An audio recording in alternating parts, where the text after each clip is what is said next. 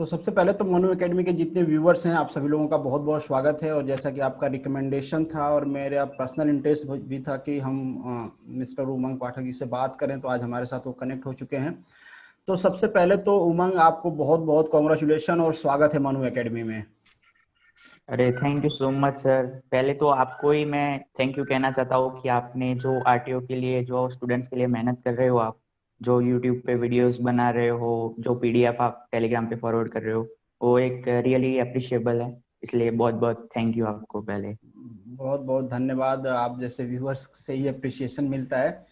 तो सबसे पहला मेरा सवाल आपसे है कि बहुत सारी चीज़ें हमें डिस्कस करनी है, बहुत सारे क्वेश्चंस भी आए हैं आपके लिए, क्योंकि आप ऑलरेडी जॉब भी करते हो, तो उससे रिलेटेड भी हमारे पास क्वेश्चंस हैं। पर सबसे पहले आप हमें ये बताओ कि आप कहाँ से बिलोंग करते हो, पर्टिकुलर कौन से रीजन से, आपकी स्कूलिंग कहाँ से हुई और आपका ग्रेजुएशन इंजीनियरिंग कहाँ से हुआ? मेरी स्कूलिंग हिम्मतनगर से हुई है। मैंने ग्रेजुएशन अहमदाबाद में आके किया, एचजीसी में से। 2014 में पास आउट किया था। उसके बाद मैंने गेट की प्रिपरेशन की 1 ईयर। उसके बाद मैंने एलडी कॉलेज ऑफ इंजीनियरिंग में मास्टर्स किया गेट के बेसिस पे। गेट में मेरे 50.23 मार्क्स ही आए थे। उसके बाद उसमें गोल्ड मेडल भी मिल गया मेरे को। अच्छा अच्छा, उसके उसके लिए उस भी कॉन्ग्रेचुलेशन। Thank you. उसके बाद मैं अभी करंटली मैकेनिकल इंस्ट्रक्टर के पोस्ट पे आरसी टेक्निकल इंस्टीट्यूट में अभी जॉब कर रहा हूँ। ओके। तो जैसे कि मेरे इससे पहले भी आपसे बात हुई ना, तो ये जो आपका शेड्यूल है, क्योंकि बहुत सारे ऐसे स्टूडेंट्स हैं, चूंकि लॉकडाउन भी था, ये पेंडेमिक की वजह से बहुत सारे लोगों की जॉब भी गई है, बहुत सारे लोग अभी जॉब कर भी रहे हैं और उसके साथ साथ वो प्रिपरेशन भी कर रहे हैं, तो उनका टाइम शेड्यूल मैनेज करना थोड़ा सा डिफिकल्ट होता है। तो ऐसे भी क्वेश्चंस आते हैं, जैसे आप जॉब कर रहे हो तो आपकी 8 आवर के अराउंड की जॉब है, उसके बाद आप पढ़ाई भी मैनेज करते थे और अभी आपने सक्सीड भी किया है, नर्मदा क्लास 2 में 9th रैंक आई है आपकी। तो आप क्या कहोगे कि किस तरीके से मैनेज करते थे, आपका टाइम शेड्यूल क्या था, कितना घंटे पढ़ पाते थे आप जॉब के बाद? टाइम का तो ऐसा है सर कि जितना मिले टाइम आपको उतना स्टडी पे फोकस करना चाहिए। जॉब अवर्स तो है ही, जॉब के अलावा जितना भी आप टाइम मिल सकता है, जैसे मैं दिन के 4 घंटे निकाल लेता था पढ़ने के लिए। सुबह 2 आवर्स और शाम को आने के बाद रात को 2 घंटे पढ़ लेता था मैं। इतना 4 आवर्स की स्टडी मेरी रहती थी। कोई कोई बार थोड़ा कम भी हो जाता था, कोई कोई बार थोड़ा ज्यादा भी हो जाता था। वैसे सैटरडे संडे को रहता है फुल टाइम, तो उसमें ज्यादा मैं फोकस कर लेता था सैटरडे संडे को।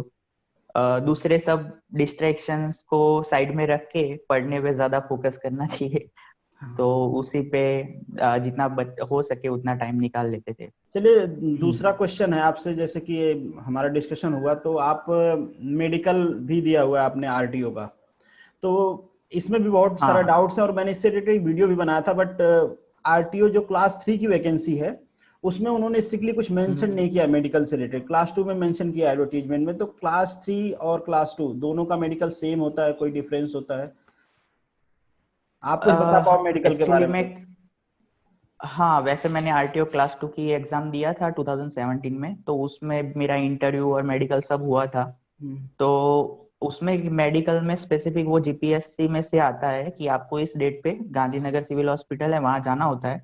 और वहां पे आपको सारे चेकअप कराने पड़ते हैं। उन्होंने पूरा वो लिस्ट दे देते हैं कि ये सारे डिपार्टमेंट में आप जाओ, और सारे डिपार्टमेंट के जो हेड है उनकी साइन लेके, उनके साइन और वो सब वो चेक करेंगे पहले आपको। हम्म। जैसे सब स्टार्टिंग से ब्लड टेस्ट से लेके सब कुछ, मतलब आपको कोई ऑपरेशन है, आई टेस्ट भी होगा, और कलर ब्लाइंडनेस का भी होता है, फिर ईसीजी, सब कुछ, मतलब जितने भी टेस्ट है, एक्सरे वगैरह सब कुछ निकाल लेंगे।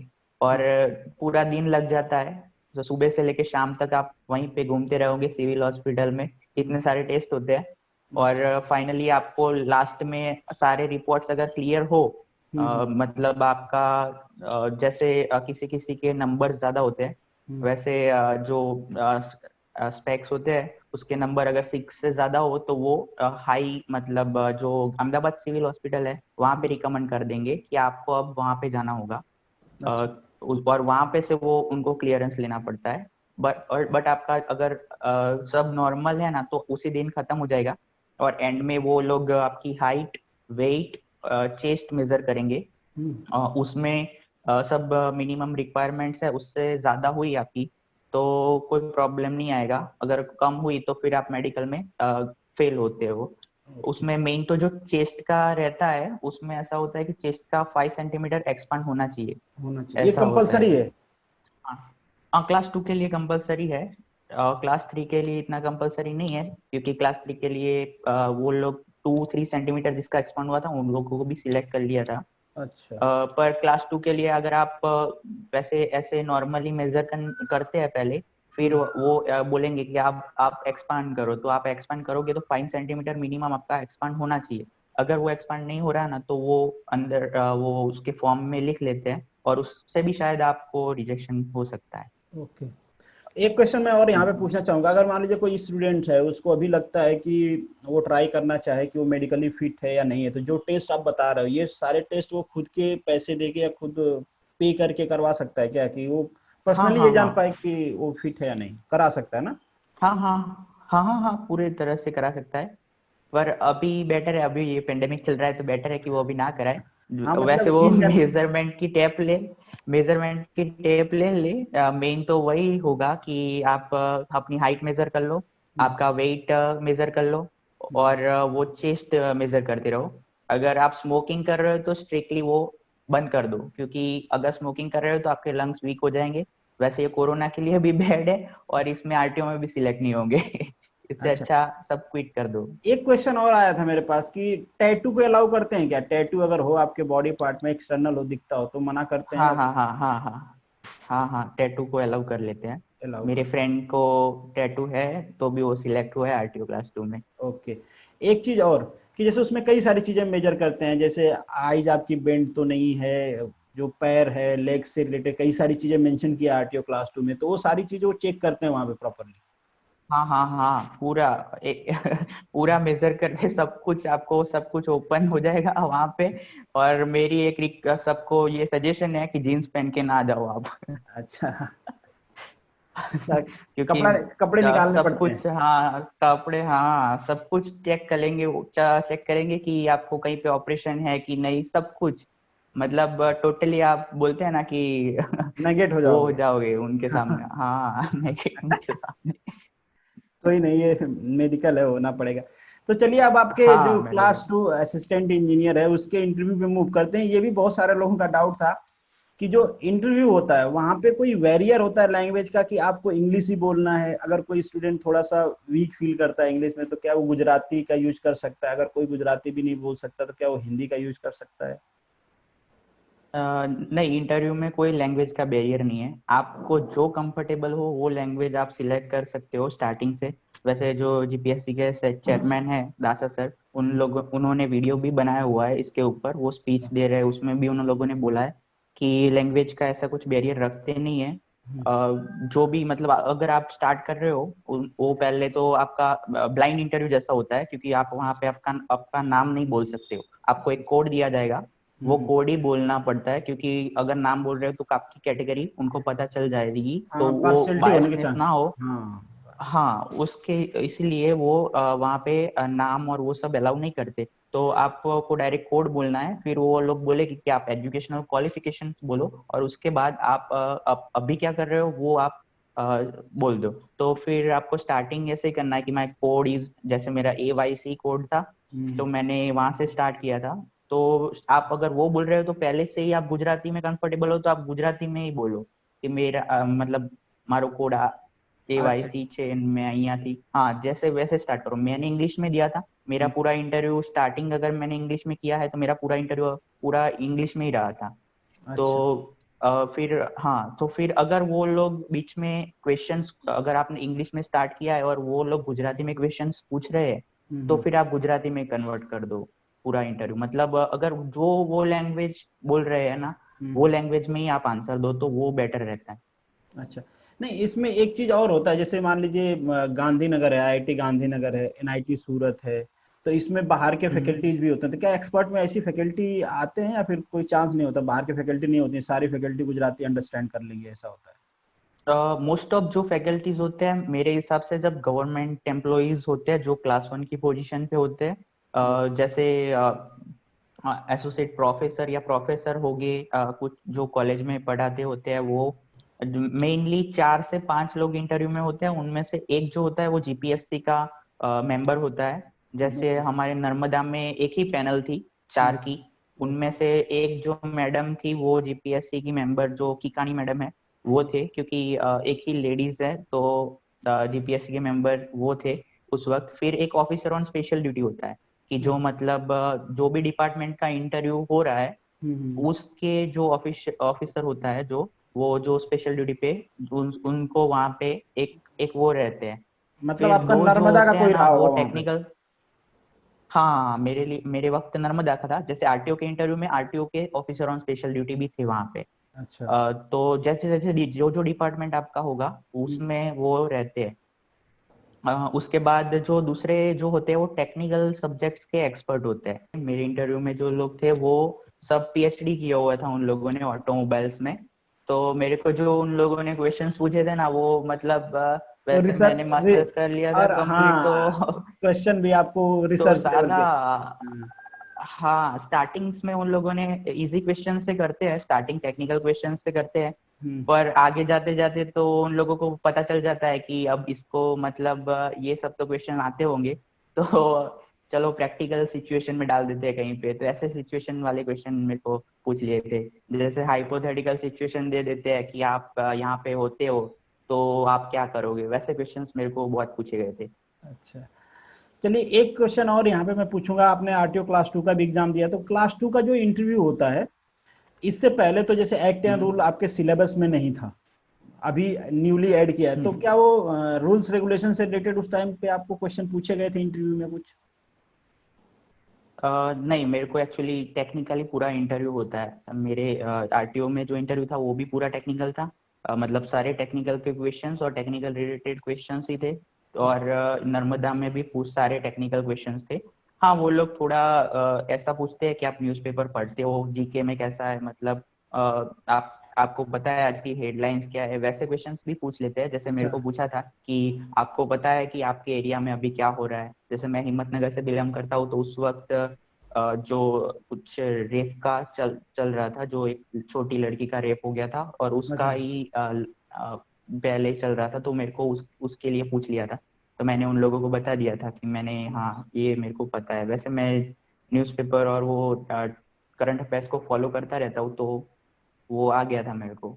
अच्छा, तो मतलब ये टेक्निकल के अलावा नॉन टेक, ये तो जैसे करंट अफेयर के हुए, दूसरे नॉन टेक के क्वेश्चंस भी पूछे जाते हैं, जैसे नर्मदा में तो के सिलेबस में भी है नॉन टेक, तो वहाँ पे हिस्ट्री ज्योग्राफी से रिलेटेड भी कोई क्वेश्चन होते हैं या केवल टेक्निकल होता है? एक्चुअली उनकी मर्जी होती है। वैसे नॉन टेक्निकल वो सब्जेक्ट आपके सिलेबस में है तो वो पूछ भी सकते हैं। जैसे किसी किसी को पूछा भी है। मेरे वक्त मेरे इंटरव्यू में नहीं पूछा था। मेरे को प्रैक्टिकल ये हाइपोथेटिकल सिचुएशन में की एक क्वेश्चन जैसे ऐसा था कि अगर आप आईसी इंजन होता है हम्म। उसको हिमालय पे लेके जाओ तो हम्म। उसकी एफिशिएंसी में क्या डिफरेंस होगा, क्या पावर आउटपुट में डिफरेंस होगा, ये सब पूछा था। मतलब इसके हिमालय हिसाब से तो मतलब उन मेरे लोगों मेरे की। हिसाब, हाँ, वहाँ पे ऑक्सीजन का हाँ हाँ लेवल हाँ कम हो जाता है ना, तो बर्निंग का प्रॉब्लम हाँ मेरे हाँ, हिसाब एयर से, की डेंसिटी। हाँ डेंसिटी हाँ, प्रॉब्लम हाइट होता है। की मैंने हाँ। मैंने वही आंसर दिया था। तो हम्म। उन लोगों ने बोला, मतलब उनका जो क्वेश्चन था वो ऐसा ही था कि अगर हाइट पे आप जा रहे हो बहुत तो उसमें एफिशिएंसी और पावर आउटपुट पे क्या होगा। तो मैंने डेंसिटी डिफरेंस के प्रिंसिपल से वो आंसर बताया उन लोगों को। तो फिर उन्होंने बोला कि ये डेंसिटी डिफरेंस का प्रिंसिपल कहाँ यूज होता है। तो मैंने बोला कि सुपर चार्जिंग में यूज होता है। तो हम्म। तो वो बोले कि अभी की कार्स में। तो मैंने कहा अभी की कार्स में टर्बोचार्ज पेट्रोल इंजन आता है। हम्म। तो वो सब वो सब से वो सेटिस्फाई हो वो गए। सेटिस्फाई हो गया, इसलिए हाँ। हाँ, शायद मेरे को इसका आंसर आ जाता तो शायद इंटरव्यू में और अच्छे मार्क रख दिए होते। मेरे अच्छा। जितने भी टेक्निकल क्वेश्चंस थे ना वो सबके आंसर तो मैंने अच्छी तरह से दिए थे। जैसे डीजल जनरेटर सेट्स है वैसे भी क्वेश्चंस थे। पर इस अच्छा। ये अकेला एक ऐसा क्वेश्चन था ना जिसको मैंने मतलब एकदम माइंड को, जो कहते हैं ना चेंज नहीं हो पाते आप हाँ, टेक्निकल क्वेश्चन से डायरेक्टली, ग्रीप नहीं आ और पाया इस माइंड में क्वेश्चन भी पे इतना समझ जल्दी में। आए भी नहीं। हाँ, तो ये क्वेश्चन का शायद मैंने सही जवाब दे दिया होता तो सबसे बेस्ट इंटरव्यू शायद यही होता मेरा। अच्छा, यहाँ पे एक क्वेश्चन और मैं हम्म, पूछना चाहूंगा कि आपने दोनों के इंटरव्यू दिए, आरटीओ क्लास 2 के भी दिए हैं और जीपीएससी असिस्टेंट इंजीनियर क्लास 2 के भी दिए हैं, तो हम्म। आपको कौन सा टफ लगा? किसमें ऐसा लगता है कि अच्छे टेक्निकल क्वेश्चन पूछे जाते हैं, किसमें ऐसा था कि ठीक है थोड़े टेक्निकल का लेवल कम था, दोनों में से? नहीं नहीं, दोनों के लेवल तो परफेक्ट ही होते हैं। वैसे जीपीएससी जो इंटरव्यू लेते हैं वो आपका नॉलेज तो चेक करते नहीं है, क्योंकि नॉलेज तो आपके पास है, इसीलिए आपने रिटर्न सिलेक्ट किया है, रिटर्न मतलब पास किया है आपने। और अगर आप इंटरव्यू के लिए जा रहे हो तो वो खाली इतना ही देखेंगे कि आप इस पोस्ट के लिए कैपेबल हो कि नहीं, आपकी कैपेबिलिटी है कि नहीं ये पोस्ट के लिए, क्योंकि ऑफिसर की पोस्ट होती है। वैसे आपका कॉन्फिडेंस कितना है, आपका एटीट्यूड कैसा है, आप कितने हम्बल हो, वो सब वो इंटरव्यू में वही चेक करते हैं। पूरा आपका चेक कर लेंगे कि ये ऑफिसर बनने के लायक नहीं है, क्योंकि सारी जो पोस्ट होती है जीपीएससी के इंटरव्यू में वो मोस्ट ऑफ सारी गेजेटेड ऑफिसर की होती है। तो एज एन ऑफिसर वो आपको अपॉइंट कर रहे हैं, तो उनकी मतलब एक रिस्पॉन्सिबिलिटी होती है कि वो अच्छे कैंडिडेट्स को वो मतलब सेलेक्ट रिकमेंड कर रहे करे हैं। गवर्नमेंट को।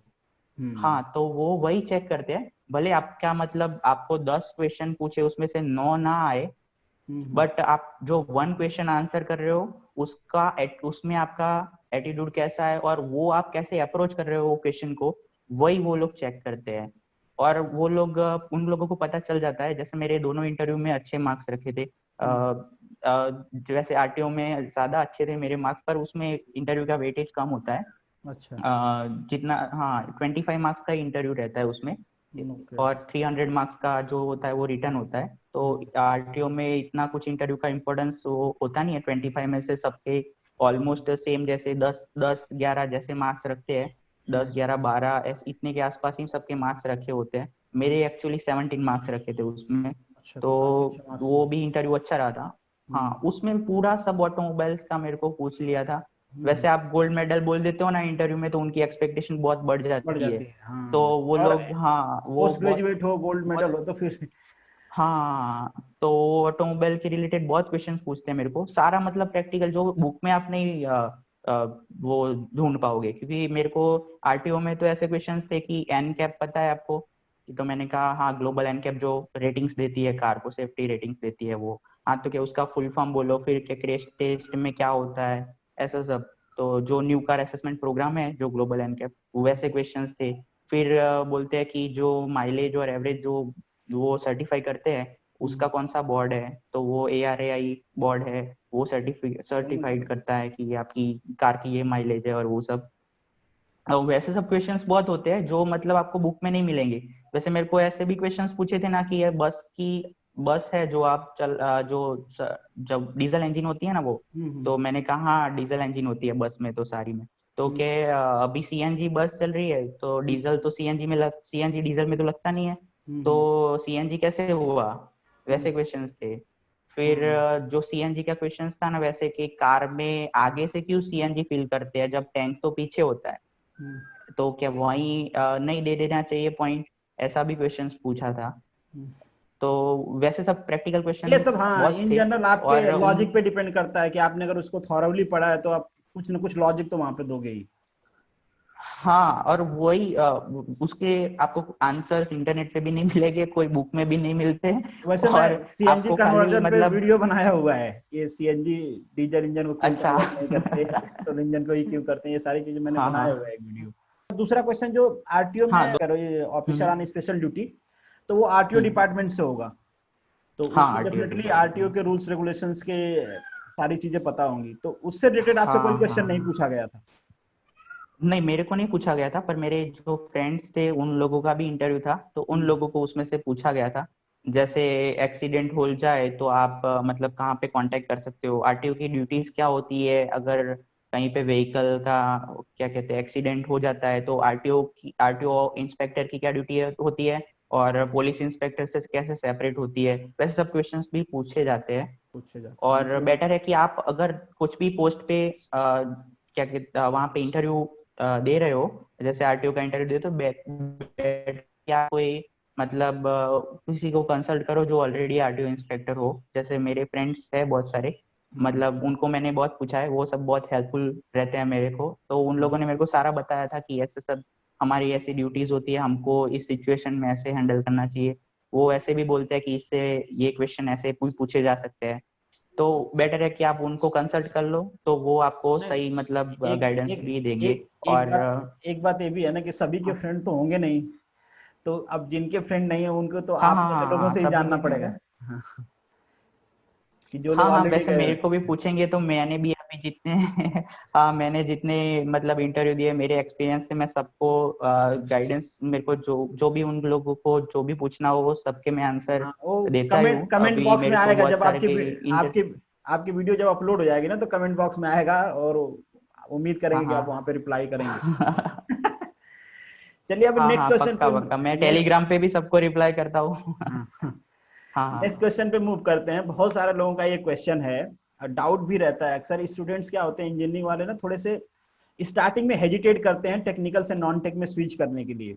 वैसे तो आज देख लो, जितने भी नॉन टेक्निकल के हम्म, पोजीशन है, सब पे इंजीनियर्स ही कब्जा किए हो। यूपीएससी से लेके चाहे आपके स्टेट बोर्ड के जितने भी हों, सब पे इंजीनियरिंग सिस्टम वाले ही हम्म, सिलेक्ट हो रहे हैं। बट फिर भी जो स्टार्ट करने वाले होते हैं ना, थोड़ा हेजिटेट होते हैं। तो जैसे अभी जो आपका अच्छा। नर्मदा है, इसमें टेक्निकल नॉन टेक्निकल दोनों पेपर थे, तो आपने नॉन टेक्निकल को कैसे हैंडल किया था, टेक्निकल को कैसे हैंडल किया था, और टाइम डिवीजन क्या था, आपको कितने कितने घंटे आप देते थे अपने प्रिपरेशन के लिए, टेक्निकल नॉन टेक्निकल के लिए? पहले तो मैं टेक्निकल की प्रिपरेशन, मैंने गेट और वो ऑलरेडी कोचिंग किया हुआ था। तो हम्म, उस वक्त मैं टेक्निकल की जो भी मतलब पढ़ा हुआ था ना, तो वो उस वक्त बहुत मेहनत किया हुआ था कि दिन के 10 to 12 आवर्स भी पढ़ रहे थे उस वक्त जब गेट कोचिंग कर रहे थे, तब करेक्ट। जॉब के ऐसा कुछ भी नहीं था। तो हम्म, उस वक्त जो प्रिपरेशन किया था वो टेक्निकल में, तो वही मतलब आपको आगे काम में आता है। अगर न्यूली प्रिपेयर कर रहे हो तो आपको इतना तो पढ़ना पड़ेगा स्टार्टिंग से। मेरा टेक्निकल तो कंप्लीट हो गया था, पर नॉन टेक्निकल में इतना मेरा मतलब, मेरी जो सबसे बड़ी वीकनेस थी ना, वो नॉन टेक्निकल ही थी। ओके। और मैंने ऐसा सोचा कि 21 तो वैकेंसी है, और इतने में सिलेक्ट होना है तो आपको सब कुछ पूरा सिलेबस कवर करना पड़ेगा। तो नॉन टेक्निकल पे मैंने ज्यादा फोकस किया। तो सबसे मतलब बोलते हैं ना कि अगर 30 डेज हो मेरे लिए प्रिपरेशन में, तो मैंने 20 डेज तो नॉन टेक्निकल को ही प्रिपरेशन में दिए थे। सबके अच्छा। लिए अलग अलग बुक्स रिफर की थी। वैसे मैंने क्लासेस भी किए थे नॉन टेक्निकल के लिए, जो 100 मार्क्स होते हैं। और उसमें अच्छे स्कोर किए मैंने, नॉन टेक्निकल में अच्छे स्कोर हुए थे। इसीलिए प्रिपरेशन में मतलब टेक्निकल तो रिवीजन ही करना था, नॉन टेक्निकल में तो सारी बुक्स नए से पढ़नी थी। मतलब नॉन टेक्निकल में प्रिपरेशन करने में आपको मजा भी आएगा, क्योंकि दुनिया का सब कुछ पता भी चल जाएगा कि क्या चल रहा है दुनिया में, इकोनॉमी में क्या है, जियोग्राफिकली कंडीशंस क्या है, करंट में क्या चल रहा है, क्या न्यूज में है, क्या पॉलिटिक्स में किसके कितने पावर्स होते हैं, वो सब कुछ पता चल जाएगा आपको नॉन मजा टेक्निकल में। मजा लेते हो तो आप लोग, आपको इसीलिए मतलब तो मजा बीए वाले, आएगा। मजा लेते हो आप लोग, इसीलिए तो बीए वाले परेशान है आपसे। सारे सारे पोस्ट आप लोग ही ले जा रहे हो। इंजीनियरिंग की वो बेचारे भर नहीं सकते, नॉन इंजीनियरिंग के इंजीनियर लेके जा रहे हैं। इंजीनियरिंग की हाँ। इनके लिए रिजर्व है, परेशान है वो लोग। केस केस किया था उन्होंने, बट कोई सुना नहीं बेचारा। तो अगर स्पेशली आप बुक रिकमेंड करना चाहें, कोई बुक जो आपने पढ़ा हो पर्टिकुलरली नॉन टेक्निकल के लिए? हाँ, नॉन टेक्निकल के लिए बहुत सारी बुक्स है। वैसे आप एक बुक रिफर करना हो, स्टार्ट करना हो, तो विशाल साचपरा वर्ल्ड इनबॉक्स वाली बुक्स आप स्टार्ट कर सकते हो। उसमें सारे मतलब जो फिजिक्स होते हैं, तो उसमें आपको थोड़े थोड़े पता चल जाने लगेंगे। स्टार्टिंग उससे आप कर सकते हो। फिर हर एक सब्जेक्ट के लिए आप डिफरेंट डिफरेंट बुक सजेस्ट कर सकते हो। जैसे जियोग्राफी के लिए आप शहजाद काजी, जैसे गुजराती में ही प्रिपरेशन करनी हो तो शहजाद काजी है। फिर लक्ष्मीकांत है पॉलिटी के लिए, जो यूपीएससी वाले सारे वही बुक रिफर करते हैं। जैसे कहते यूपीएससी और जीपीएससी के सिलेबस में या ऐसे में कुछ डिफरेंस रहा नहीं है। तो हैं, आप बेटर है कि यूपीएससी जो बुक रिकमेंड करती है वही आप पढ़ उसमें लो। जीपीएससी में भी वही यूज करो। ओके। हाँ, क्योंकि वही सेम मतलब उसका लेवल भी ऑलमोस्ट सिमिलर जैसा जैसा होते जा रहा है यूपीएससी और जीपीएससी का, जो नॉन टेक्निकल में है वो। क्योंकि दासा सराय है तब से जीपीएससी बहुत मतलब बहुत इम्प्रूव बहुत किया है। इम्प्रूव हो गया है हाँ, उन सारे लोगों ने। बच्चे करते हैं। हाँ, बहुत ज्यादा। हाँ, हिस्ट्री के लिए लिबर्टी है। फिर हम्म, साइंस एंड टेक्नोलॉजी के लिए वर्ल्ड इनबॉक्स है। और करंट अफेयर्स भी आपको उसके साथ साथ करना पड़ेगा। जैसे वो डायनेमिक रहता है, जैसे अग्नि मिसाइल कुछ नई लॉन्च हो जाते वो सब करंट में आ जाएगा। फिर इकोनॉमी के लिए भी वर्ल्ड इनबॉक्स है। फिर उसके उसके भी आपको डायनेमिक रहता है, इकोनॉमी सब चेंज होती रहती है, तो उसका भी आपको करंट अफेयर्स करना पड़ेगा। और करंट अफेयर्स के लिए स्टडी आईक्यू मैंने रिफर किया था। स्टडी आईक्यू एजुकेशन है ना, वो बहुत हाँ, बहुत सबसे अच्छे, बोलते हैं ना अच्छी बुक। सबसे ज्यादा हेल्प। हाँ, करंट अफेयर्स में वही होता है, उसमें हेल्प हो जाती है। और आईसी राजकोट के वीकली मैगजीन्स आते हैं, कि आप वो भी रीड कर सकते हो। वो दोनों मैंने रिफर किए थे करंट अफेयर्स के लिए, नर्मदा के लिए। ओके। एक क्वेश्चन और यहाँ पे मैं पूछना चाहूंगा, जैसे नॉन टेक्निकल से रिलेटेड है ये भी। आपने आरटीओ क्लास 2 के इंटरव्यू में आप गए थे, तो वहाँ पे इंग्लिश का पेपर भी होता है, तो इंग्लिश गुजराती के लिए आपने कौन कौन से बुक्स प्रिफर किए थे? हाँ, मैंने इंग्लिश में एक्चुअली मैंने इंग्लिश मीडियम में मैंने स्टडी किया है, तो मैं तो सबको ब्रेनन मार्टिन ही रिकमेंड करता हूँ। वैसे मैंने ब्रेनन मार्टिन पहले से पढ़ा हुआ है, जब स्कूल में थे तब से ब्रेनन मार्टिन करते आ रहे हैं। और गुजराती, वैसे गुजराती भी स्कूल में पढ़ा हुआ था, पर वो लोअर लैंग्वेज होता है इंग्लिश मीडियम में। गुजराती का लोअर लैंग्वेज आता है, सेकंड लैंग्वेज हो जाता है, इंग्लिश हायर लैंग्वेज होती है। तो वहां पे मेरे को बेसिक से स्टार्ट करना होता है। तो मैंने पहले तो सारी बुक्स, मतलब जो 10th स्टैंडर्ड की जीसीईआरटी की और वैसे सब बुक्स होती है, वो सबको पहले फॉलो किया।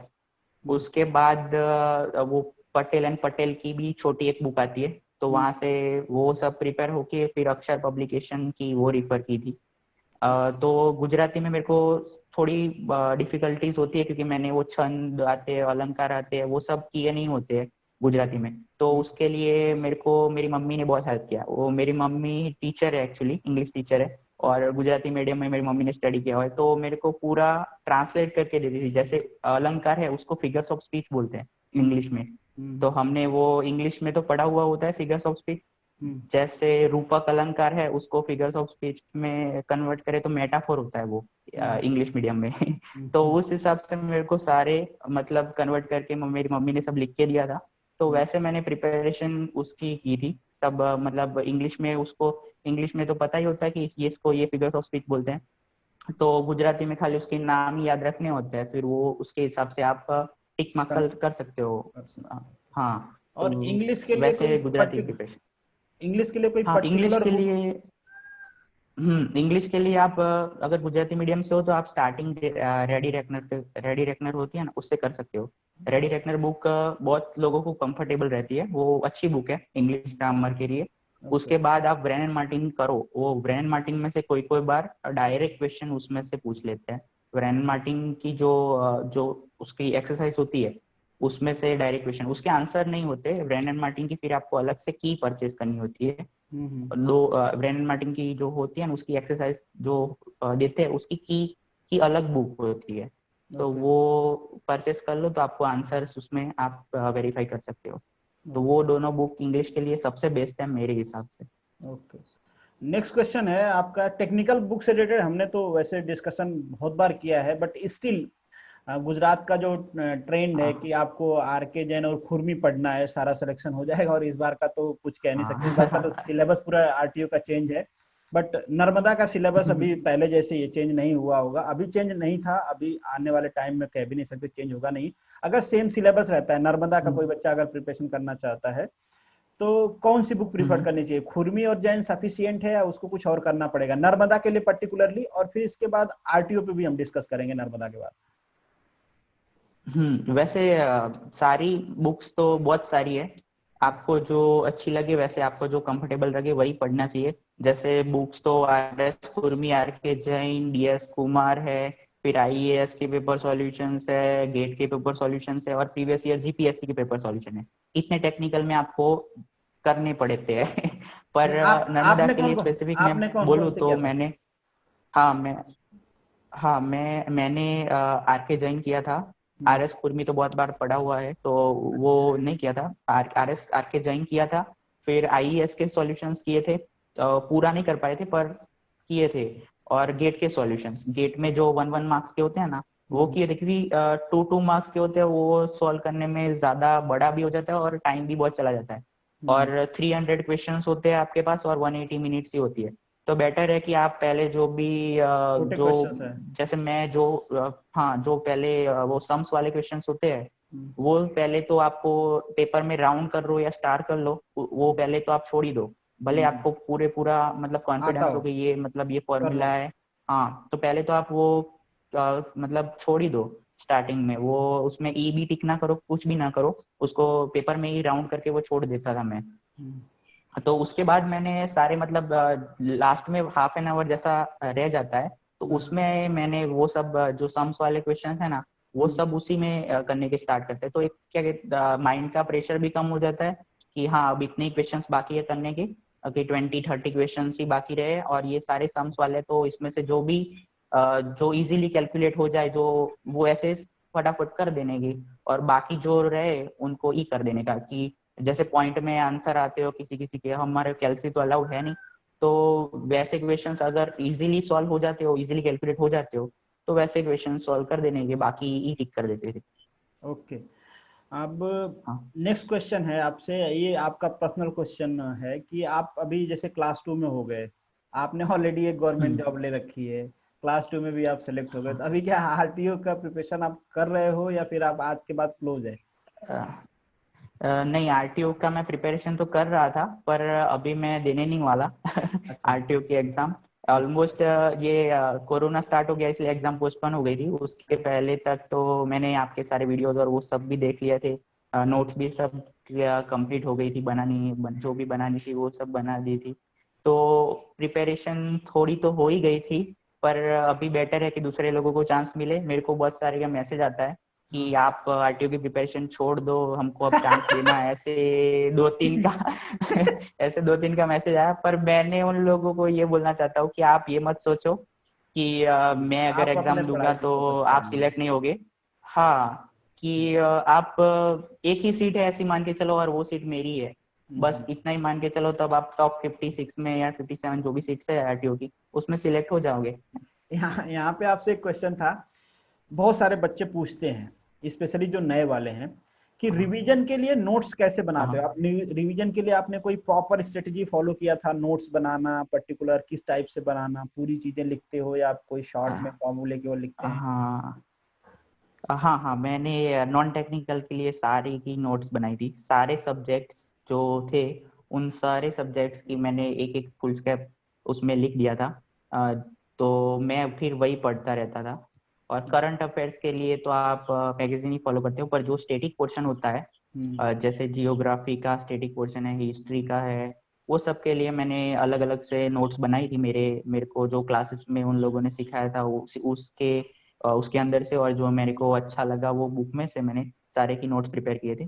शायद 10 से 12 फुल स्लैब भर दिए थे मैंने उस वक्त सारे की। अभी मेरे सामने ही पड़े हैं सारे वो सब। अच्छा, तो एक चीज मैं और वो आपसे रिक्वेस्ट करूंगा कि मैं ग्रुप में मैसेज कर दूंगा, और कोई बच्चा गांधीनगर का होगा तो आप अपना नोट्स उसे प्रोवाइड कराना, और वो कहीं पे फोटो कॉपी हाँ करवा हाँ लेगा, और स्कैन करके ग्रुप में अगर पॉसिबल होगा तो वो शेयर करवा देगा, शेयर कर देगा।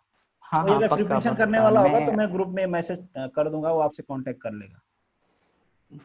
Sure sure. और दूसरी चीज की जो टेक्निकल का था, टेक्निकल के रिवीजन के लिए भी आपने नोट्स बनाए थे या फिर? टेक्निकल में मैंने जब गेट की कोचिंग कर रहे थे ना, तब हाँ। मैंने उस वक्त तो बहुत ज्यादा मतलब टाइम में दे पाता था स्टडी पे।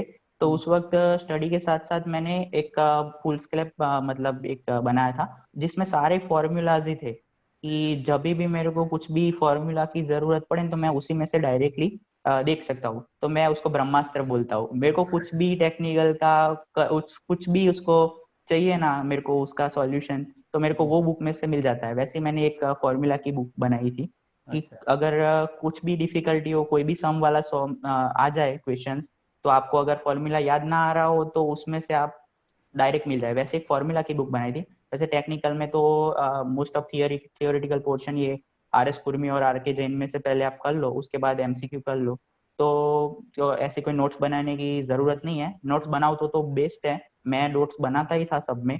पर गेट की प्रिपरेशन डिफरेंट होती है, जीपीएससी की प्रिपरेशन डिफरेंट होती है। गेट में ज्यादातर सम्स वाले बहुत क्वेश्चंस आते क्वेश्चंस हैं। पूछते हैं, और हम्म। उसमें हाँ 65 क्वेश्चन में 3 आवर देते हैं आपको। हम्म। और जीपीएससी में आपको 300 क्वेश्चन में 3 घंटे देते हैं, मतलब हाँ आपको हाँ, उस हिसाब से क्वेश्चन आंसर करने पड़ते हैं। करने पड़ते तो हैं। गेट की प्रिपरेशन, हाँ गेट की आप प्रिपेयर तो कर रहे हो, पर जीपीएससी को अलग से प्रिपेयर करना पड़ेगा। हम्म। जो थियोरेटिकल ज्यादा पूछते हैं वो सम्स का, और वो सब जो क्लास 2 का लेवल का होता है उसमें वो सम्स डाल देते हैं, तो वो ओके। भी इतने छोटे छोटे होते हैं। एक डाउट और रहता है अक्सर, ये वैसे लोगों का डाउट है, वैसे तो इस टाइप के डाउट को एड्रेस नहीं किया जाना चाहिए, बट स्टिल कर लेते हैं हम लोग। कुछ लोग ये होते हैं, हाँ ये क्वेश्चन पूछते हैं कि अगर एग्जाम में चले गए नहीं आ रहा है तो क्या करें, मतलब हम्म, भगवान का नाम लेके ऑप्शन चूज करें या फिर रहने दें? आप क्या सजेस्ट नहीं क्या करोगे आप? वैसे तो आपने ऐसा नहीं किया नहीं होगा तभी सिलेक्शन हुआ है, ऐसे करने वालों का सिलेक्शन तो मोस्ट हाँ प्रोबेबली नहीं होता है। आपका कोई सजेशन हो स्पेशली हाँ तो। वैसे हाँ नहीं नहीं, तुक्के मारने का वाले सवाल तो बिल्कुल नहीं एक्सेप्ट करने ही नहीं चाहिए टिक ऐसे। बेटर है कि आप ई टिक कर लो, माइनस में जाओ उससे अच्छा ई टिक कर लो। हाँ, 0.3 मार्क्स माइनस होते हैं, तो ओके। तुक्के तो मारने ही नहीं चाहिए। अगर आप कंफ्यूज हो दो ऑप्शंस में कि आपको पता है इन दोनों में से एक ऑप्शन है, तो हम्म, आपका जैसे आगे का जैसे आपने पोर्शन कंप्लीट किया है, जैसे आपको कॉन्फिडेंस है कि नहीं मेरा अच्छा गया है, तो आप रिस्क ले सकते हो, दो में से एक सिलेक्ट कर सकते हो। पर आपको चारों ऑप्शन का कुछ पता ही नहीं है तो तो बेटर तब है नहीं कि वो करो। आपको ई टिक कर दो। हाँ, हाँ या तुक्के फिर तो ऐसे बिल्कुल ऐसे लोग भी नहीं। जिनका पेपर एकदम कुछ हुआ ही नहीं, उनको पता है सिलेक्शन नहीं होने वाला, वो तो कुछ भी करें।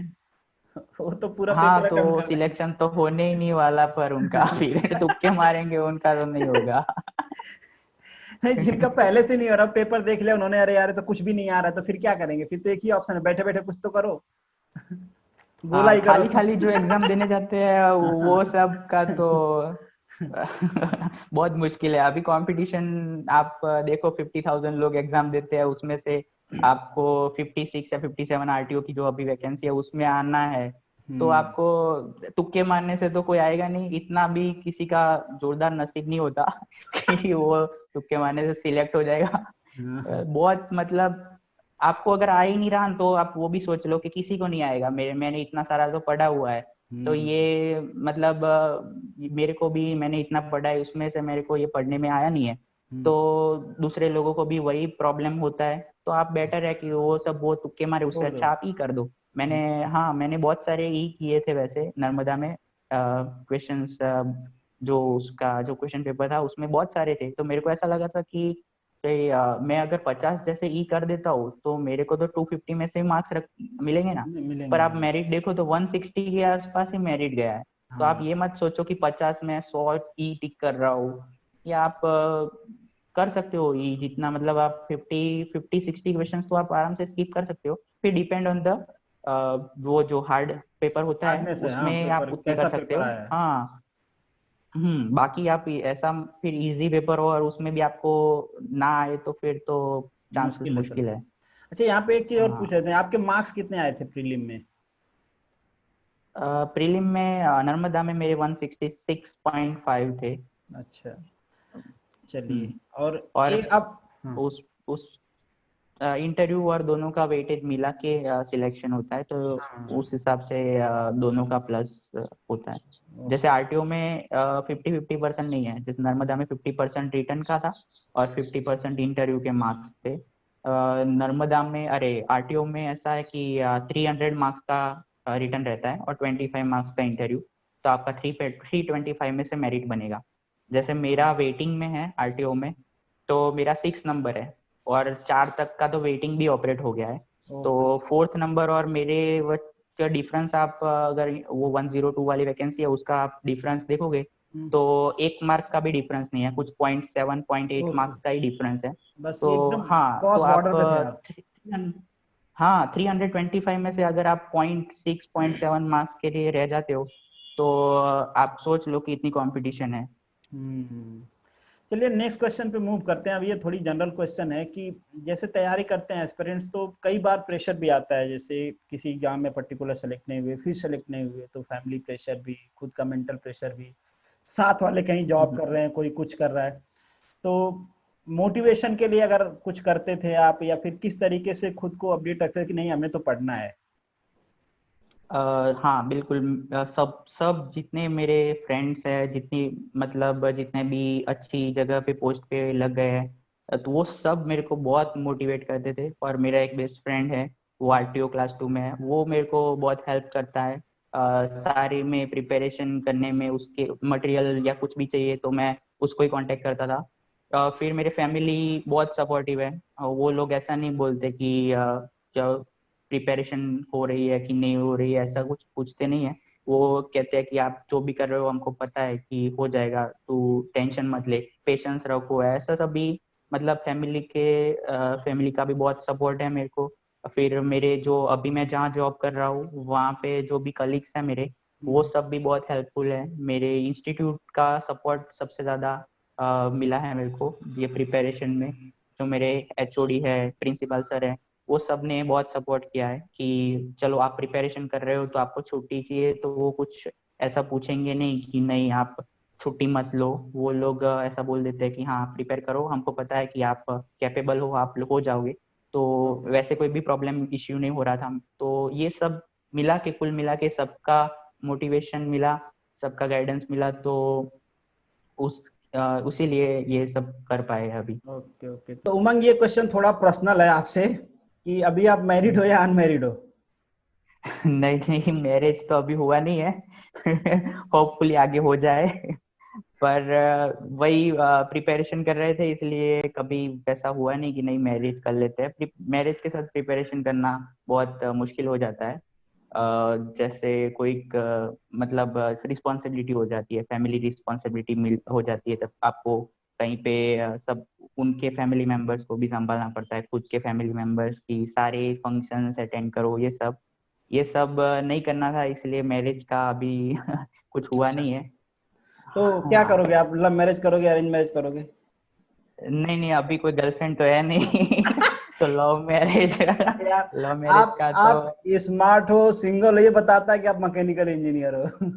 हाँ, वही वही मैकेनिकल इंजीनियरिंग में लड़कियां तो होती है नहीं, तो लव के चांसेस तो बहुत वैसे भी कम रहते हैं। मेरे नहीं में नहीं, मम्मी पापा बहुत फोर्स करते रहते हैं कि अभी मैरिज कर लेना चाहिए, ये कर लो वो कर लो। पर मैंने उन लोगों को वही बोला था कि मैं अगर मैरिड नहीं होगा ना तो चलेगा, पर मेरे को कुछ भी करके अच्छी पोजीशन पे होना है। तो नहीं तो वही अब कर मैं लेना, सबको, आप शादी करना, हाँ हम हाँ लोग भी, हम लोग भी डांस करने आएंगे। हाँ, पक्का पक्का। चलिए, अब हम नेक्स्ट और लास्ट क्वेश्चन की तरफ मूव कर रहे हैं। आप अपनी तरफ से जो एस्पिरेंट्स हैं उनको कुछ सजेशन देना चाहो, कुछ आइडिया, तो आप जरूर दीजिए। हाँ, वो वैसे कोई सजेशंस तो आपने सब दे ही दिए हैं। देते ही रहते हो आप। तो मेरे हिसाब से जीपीएससी में पहले तो पेशेंस होना चाहिए। जीपीएससी एक मैराथन है, it is not a sprint कि आप एक बार फटाफट क्लियर कर जाओ कि इतने टाइम में हो जाएगा। आप अगर फेलियर्स मिलते रहते हैं तो आप उसको ऐसा मत सोचो कि मेरे को फेलियर्स मिलते रहते हैं। जैसे आप एग्जाम दे रहे हो तो ऐसा सोच के दो कि ये मेरी लास्ट एग्जाम है, और रिजल्ट आए ना तो ऐसा सोचो कि ये मेरी फर्स्ट ही एग्जाम थी, अगर फेलियर मिला हो तो वैसे सोच के आप प्रिपरेशन करो, हार्डवर्क कंटिन्यूअस चालू रखो और पेशेंस रखो, तो definitely you will get what you want. Okay, achieve जब तक ना करो तब तक चालू रखो। चालू रखो, करते रहो। और आपसे तो अच्छा कोई है नहीं कि आप हाँ जॉब भी कर रहे हो, उसके साथ साथ भी आपने प्रिपरेशन किया है। एक क्वेश्चन और कि हाँ। ये आप अब जीपीएससी की प्रिपरेशन आपके लिए खत्म है, या फिर नेक्स्ट शेड्यूल में जब ये आरटीओ की आएगी तो आप उसकी प्रिपरेशन करोगे? एक्चुअली मैं जी अभी जो है क्लास 2, अगर हम्म क्लास 1 लेवल की कोई एग्जाम आ रही हो हम्म, तो डेफिनेटली मैं उसके लिए भी प्रिपरेशन करूंगा। अच्छा अच्छा। हाँ, बाकी यही लेवल की जो जॉब है, जैसे आपने आरटीओ बोला, वो सेम ग्रेड पे सब हो जाता है, तो उसके ए लिए मैं आरटीओ, अभी प्रिपेयर ए नहीं करूँ। आरटीओ मीन्स, एआरटीओ की भी हाँ आए तो कर सकता हूँ शायद। ओके। क्योंकि उसमें भी सेम सिलेबस है जो नर्मदा में है, वही नॉन टेक्निकल 100 मार्क्स का हो जाता है, 200 मार्क्स का टेक्निकल। डेफिनेटली क्लास 1 और इससे जो बेटर पोस्ट हो उसकी प्रिपरेशन तो चालू ही रखेंगे। ओके, तो चलिए, हमारे तरफ से और पूरे मनु एकेडमी के जितने व्यूअर्स हैं, हम सब के तरफ से आपको हार्दिक बधाई आपके सक्सेस के लिए फिर से एक बार। और हम चाहेंगे कि आप ज़िंदगी में बहुत सफल हो, जो चाहें वो करें। और फिर से मैं आपको कंग्रेचुलेट करना चाहूँगा न्यू फेज ऑफ लाइफ के लिए। बहुत बहुत धन्यवाद कनेक्ट होने के थैंक लिए, you, Umang. Thank you so much sir. आप ऐसे ही मतलब सबको, स्टूडेंट्स को हेल्प करते रहे और ऐसे वीडियो बनाते रहे, वैसे डेफिनेटली आपकी डेफिनेटली, चैनल ज्यादा प्रोग्रेस हो, वैसा मैं भी हम तो प्रे करते करूंगा। रहेंगे। हम चाहेंगे कि आप भी, अगर गांधीनगर एरिया के बच्चे आपको कांटेक्ट करते हैं तो जितना भी आपसे हेल्प बन पाए हाँ आप हाँ, उनका हेल्प करें। हाँ, गांधीनगर, अहमदाबाद, कहीं पे भी अगर कोई मांगेगा कि मेरे को मटेरियल या ये प्रोवाइड करो, तो मैं डेफिनेटली उन लोगों को प्रोवाइड करूंगा। जितना भी मैंने मटेरियल मैंने लिखा है या कुछ भी मेरे पास जो भी है, जितना हो सके उतनी हेल्प करने के लिए मैं ऑलवेज रेडी हूँ। Okay okay, sure. चलिए चलिए, धन्यवाद। हाँ। हाँ हाँ, थैंक यू सर।